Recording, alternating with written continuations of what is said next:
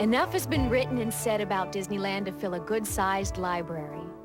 Nothing has quite captured the imagination, the charm, the three-dimensional fun and excitement such as Walt Disney's Magic Kingdom.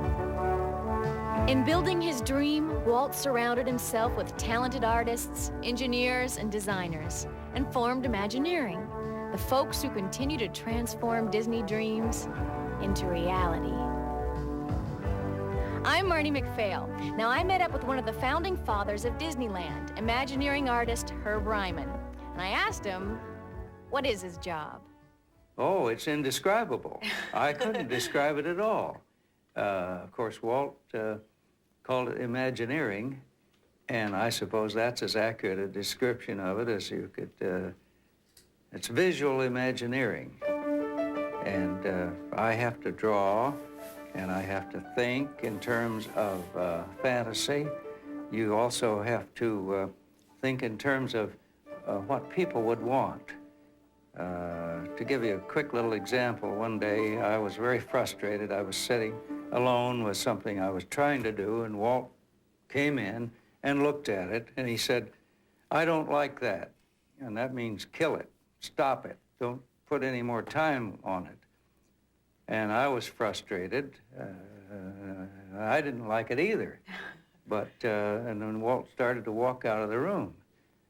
And I said rather peevishly to him, I said, well, why don't you give me some idea of what you would like? Give me a clue to work with. And he turned around and he said, just do something that everybody will like. And then he walked away. Simple as that. And I thought, no, isn't that nice? Just do something that everybody will like. Well, I wish I could have done that all my life. Herb Ryman's work has pleased others all his life.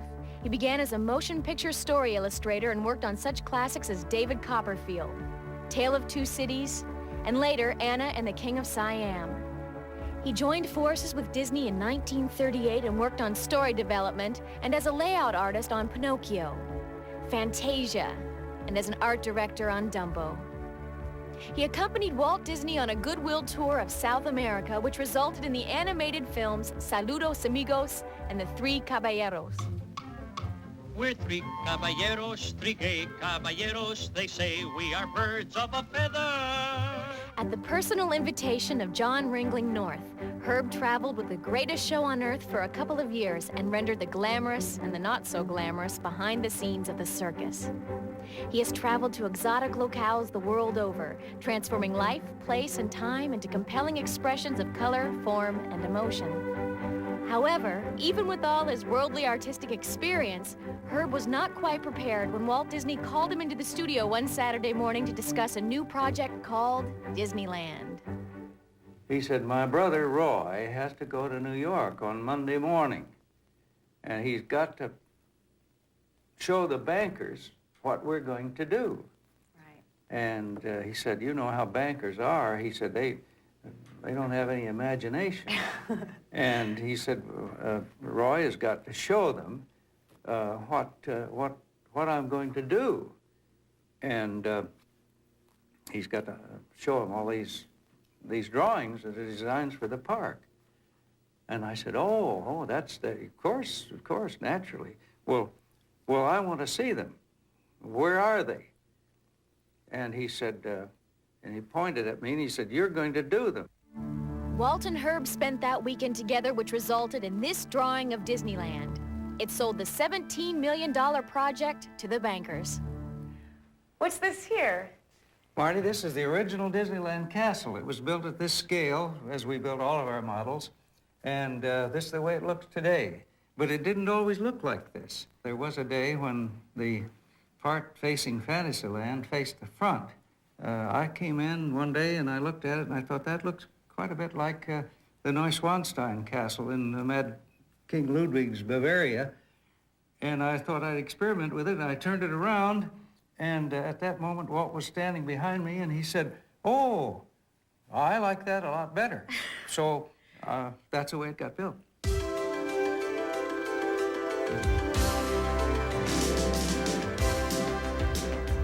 The castle in Florida was $17 million. And this whole Disneyland of course, was built for less money than that when it started. From artist rendering, to scale model, to construction, and to the finished product, Disneyland opened exactly 1 year after the first shovel plowed into Anaheim soil. Everything was done with tremendous enthusiasm and excitement. We worked 7 days a week. We came in on Monday morning and we worked right straight through, usually all day Sunday too. And Walt was the conductor of this symphony orchestra. Because of deadlines during the initial design of Disneyland, Imagineering artists often had only a few hours to do their work before someone would snatch it from their easel. Many of the paintings that shape the look of the park are currently on display in the new Disney Art Gallery in Disneyland's New Orleans Square. The development of New Orleans Square as it is today came about through a rearrangement of the structure of the plan, meaning that we have a street coming in and you don't know where you're going to turn, and you turn, and then first thing you know, you're right back where you started again. Strangely enough, took about 2 years in its evolution. Herb was recently honored when his 1964 painting of New Orleans Square was selected as the first Disney artwork to travel to the U.S. Embassy in Paris as part of the Art and Embassies program.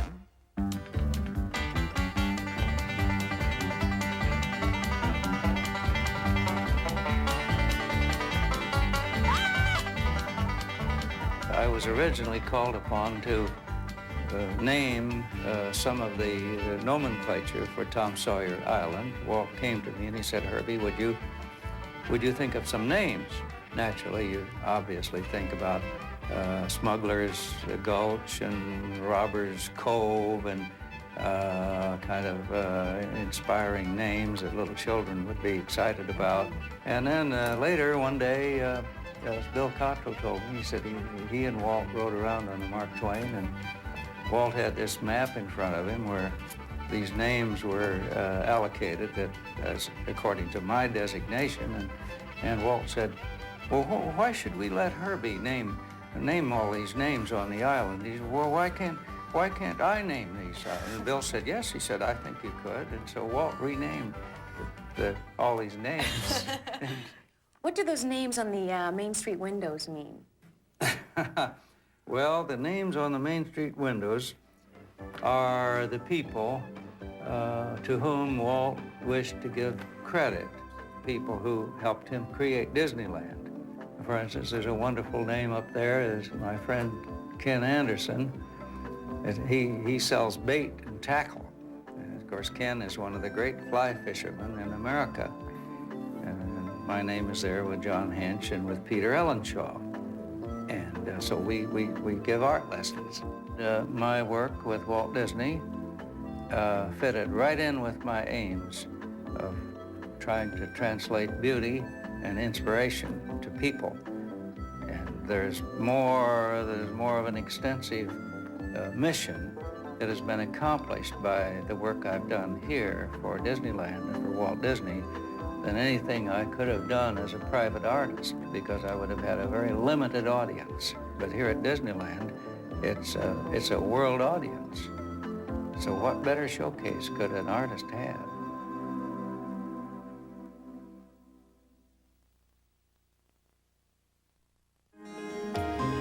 Next, drama unfolds as a small town deals with racial tensions. Danny Glover stars in And the Children Shall Lead. Gloria Estefan, after a near-fatal accident, is back on top and now captured during her triumphant Into the Light World Tour. She talks about a remarkable career and the artist behind the music in an original Disney Channel concert special. Gloria Estefan, Going Home. I was so anxious to get out there on the stage and show people that I was all right. Stand up and take some action.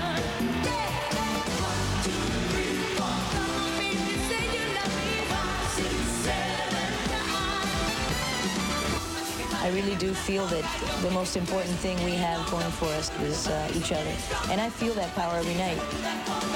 They've helped me through very tough times.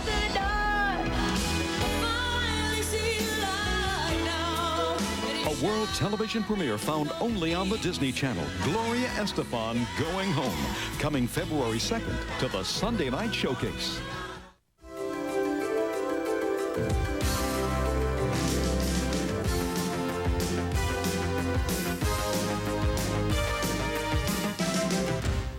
Here at Walt Disney World, there are attractions to entertain, to educate, and to amuse.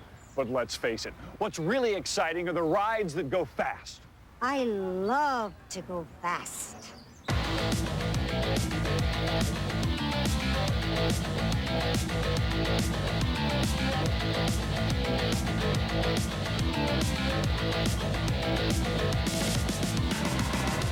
So we were wondering, what is the fastest ride here at Walt Disney World?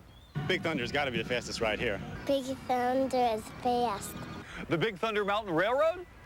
Let's just see how fast it is.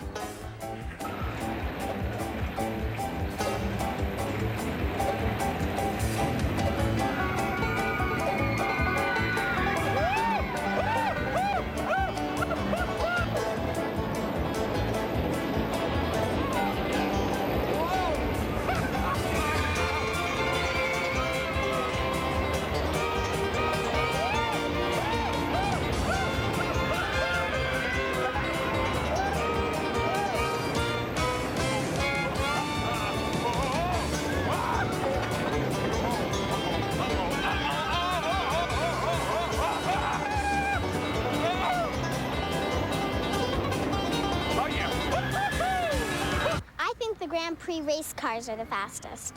They go real fast. The Grand Prix Raceway, huh? Okay. Let's just see how fast these babies are.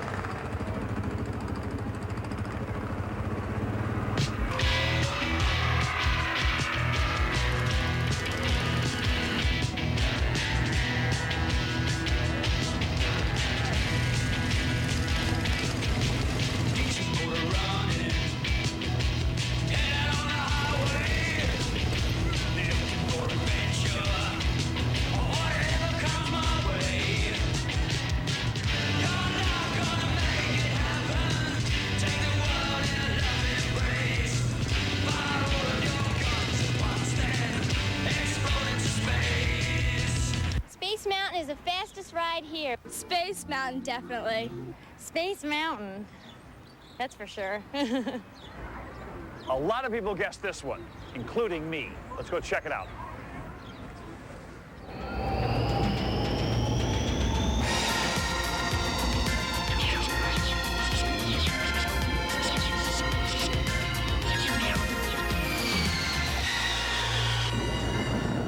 I think the water spray boats go really fast. Those little water sprite boats.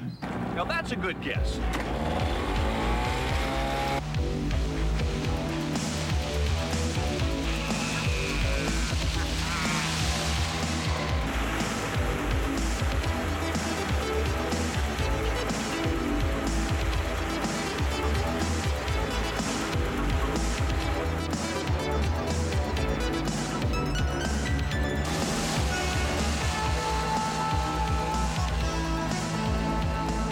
You know, those other rides were fast, but I found the fastest ride of all.